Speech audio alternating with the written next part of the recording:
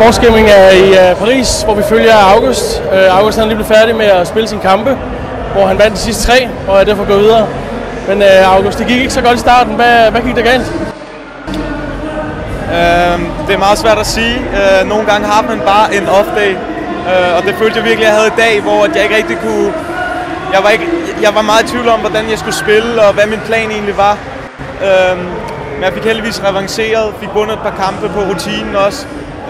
Så jeg er meget glad for, at nu er alt 0 stiller, og jeg er tilbage. Vi kunne se, da du kom ned på scenen, og virker du sådan lidt trist. Du kan godt se, at du så ikke for godt ud med pointene, men alligevel vendte du den og lige fik 3 kampe i træk. Var det inde i det, der var galt, eller? Jeg var meget sur på mig selv efter senkampen mod Obi, fordi at jeg ikke synes, jeg har spillet optimalt, som sagt.